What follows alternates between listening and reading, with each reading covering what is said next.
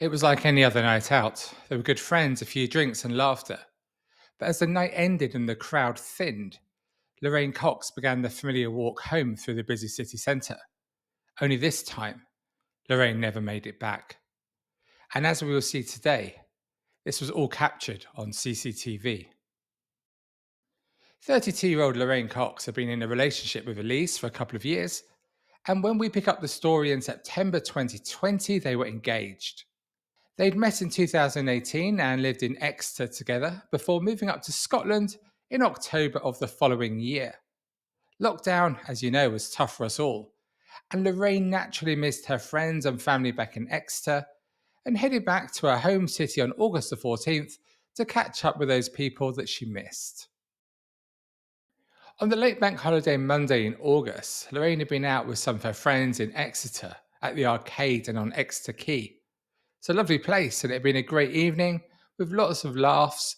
And rather than get a taxi or a lift with someone she knew, Lorraine decided to walk the 2 miles or so to her home.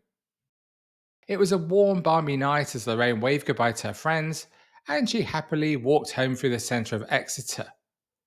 But then over the next few days, Lorraine began to act strangely in the way she communicated with her friends and she refused to meet them.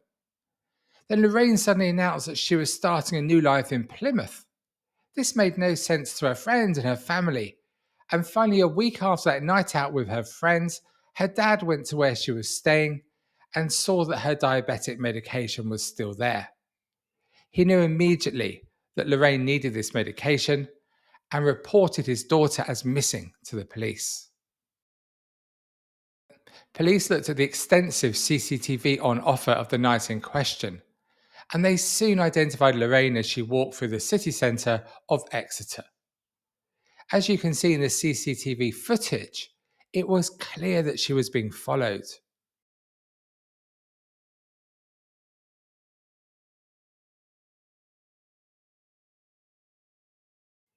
Shortly afterwards, the man following is now walking closely with Lorraine with his arm around her. It's unclear from the video whether this is to coerce her to go with him or not.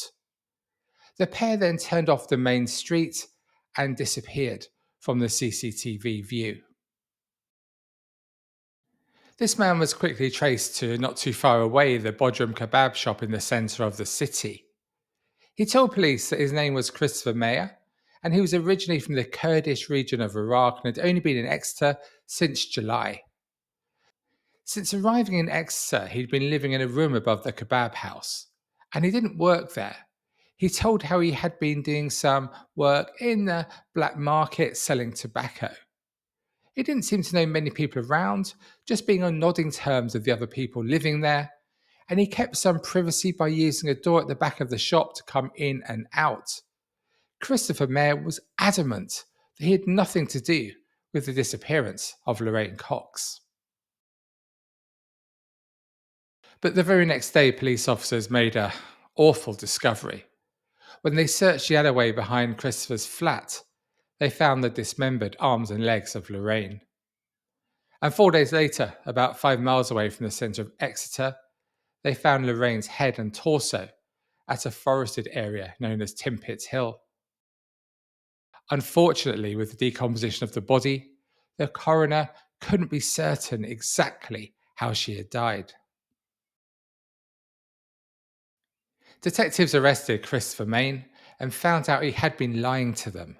This wasn't Christopher Main, this was 22-year-old Azam Mangori, who'd illegally entered the UK when his official application to move to England had been rejected.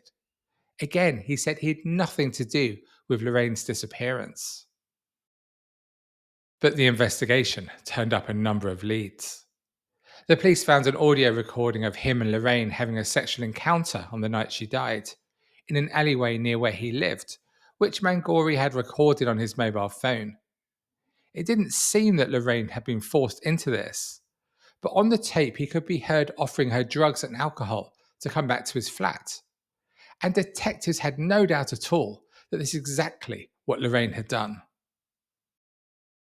Detectives by now were certain that Magnori had murdered Lorraine and then disposed of her clothing and all the possessions she's had with her, and he then took her SIM card from her phone and used it to pretend to be her over the following week on text and Facebook. Self obsessed, and with no regard for those desperately worried about Lorraine, he'd even sent the middle finger emoji to her fiance, because Elise was, of course, constantly trying to get hold of Lorraine, and he wanted her to stop hassling him.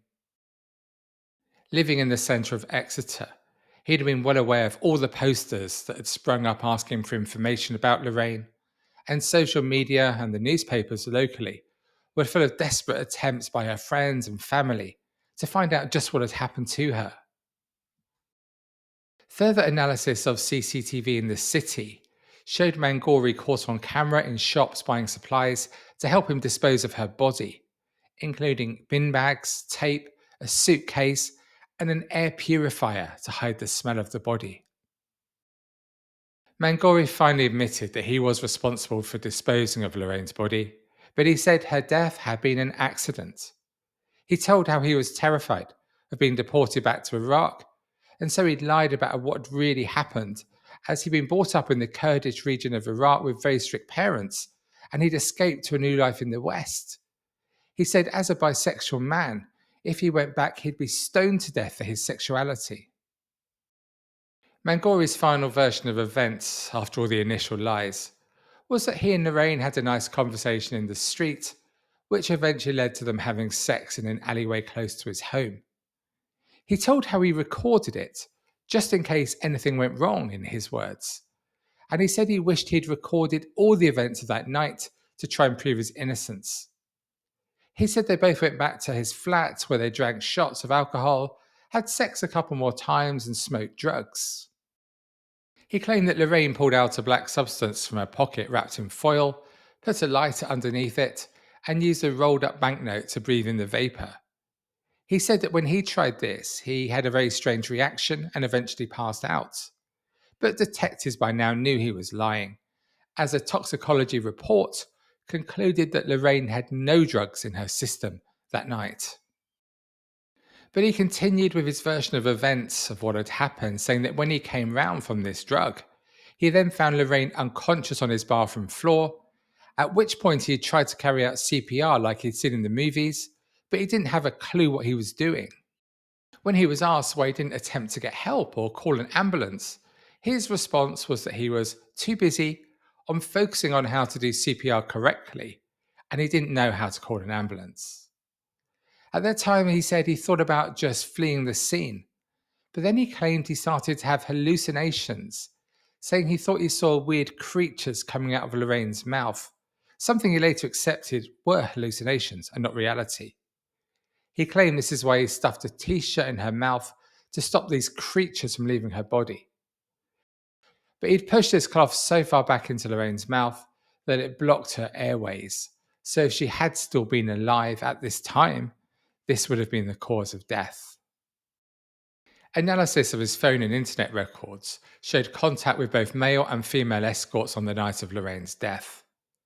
Police believed he had a sexual interest in dismemberment, as there were videos on his phone of men with prosthetic limbs fighting, and he looked at amputation videos in the day before Lorraine's disappearance. Mangori used the internet to research how to cut up parts of the human body, and he'd viewed videos like this both before and after meeting Lorraine. The police digital team also found evidence he'd used the phone to research the woodland at Timpit Hill, where the other parts of Lorraine had been discovered. And Mangori was asked about other videos that he had made and sent to friends and family, when he was vaping and listening to music as Lorraine's body lay in the room with him, just out of camera shot. He said this was something he did to try to cheer him up and get him out of the depression that he was feeling at the time. Talking about his use of her social media, he said he didn't realise that Lorraine was dead when he first hacked into her phone and her social media accounts. He said his initial plan was to use her Facebook and phone for her until she woke up, which he maintained he genuinely believed she was going to. He admitted that when he knew she was dead, he did carry on doing this so he wouldn't be linked to her murder, and so that people wouldn't come to his flat because he didn't want any trouble. When asked about dismembering Lorraine's body, he said that once he realised she was dead, his mental health deteriorated even further. And the next 4 or 5 days of his life, he said, were a living hell, where he believed as he was dismembering her body that he was only chopping up wet tobacco he'd been storing in the flat. CCTV showed what detectives thought was him heading off to the woods to dispose of large parts of Lorraine's body in a big bag. At his trial, Mangori denied murder. The jury was told he was a loner who harboured dark fantasies about amputation. Is there anything more terrifying? The prosecution barrister revealed that almost 11,000 hours of CCTV from 400 cameras was examined during the investigation, and this made it very clear what had happened to Lorraine. In gruesome evidence, DNA experts established that Mangori was responsible for the disposal of Lorraine's body, hidden in bin liners and the sports bag. The court heard he cut up her body into 7 pieces. And the court also saw some of the distressing videos from his phone, including images and videos from the internet showing the structure of the leg and amputation, and even a video he'd found and watched about how to dig a grave by hand. He followed this advice here by purchasing a trowel for that purpose. Some of these images were viewed by him at the time when Lorraine's body lay on the bed beside him in his room. Lorraine's partner, Elise, told the court that she will never recover from Lorraine's killing, and she said of herself, "That person died when the woman I loved had been murdered. I am a shell of the person Lorraine knew. Although I'm still breathing, I'm not living. Most days, it is like the colour has been stolen from my life." Mangori was found guilty of murder, for which the judge jailed him for life, and he was told he will serve 20 years before being considered for parole. Note here that there's no extra sentence for the terrible way he treated Lorraine's body after she was dead. Surely this has to change. The tariff must increase. And I know it's something that Lorraine's family and friends have campaigned for since the trial. The judge told him, "You chose to kill Lorraine Cox by suffocating her. By your actions, you murdered this bright, vivacious, intelligent young woman who had her whole life ahead of her." He didn't agree that it was a premeditated attack. "I find it as a fact you had not planned this killing in advance," he said, "and I reject the prosecution's earlier suggestion that you'd gone out that night looking for a victim to kill and whose limbs you could later amputate." He continued, "I find as a fact that you killed Miss Cox as a result of events in your room that night, and your reason for this gruesome means of disposing of Miss Cox's body was simply your cowardice in failing to report her death and attempting to hide the evidence of your crimes served to compound the loss and hurt suffered by her partner, her father, her other family, and her friends. They suffered 8 days of desperate hope and fruitless searching, whilst you sat in your bed deciding how best to escape being held responsible for Miss Cox's murder by amputating and mutilating Miss Cox's body." Lorraine's family spoke about her at the conclusion of the trial and described Lorraine as the most kind-hearted, loving, generous girl. They added, "We hope and pray that no other woman or family has to go through what our beautiful girl suffered, or that any other family suffers the brutal, distressing experience we've all been through." So there we have it. Unfortunately, it's yet another recent case where a woman walking home from socializing with friends is followed and then attacked. When will it ever end? I think it's made so much worse for the family when the murderer won't admit their guilt and keeps changing their story in a desperate and futile attempt to get away with what they've done. Once again, to me, it just shows a complete lack of respect. But it's so obvious he was guilty. Surely there's a time to drop these stupid stories and give those who love Lorraine the truth about her last hours, however painful that is. Thank you so much for watching this video. I hope you found it of interest. If so, please do watch one of my others. Until next time, I've been Adam Lloyd.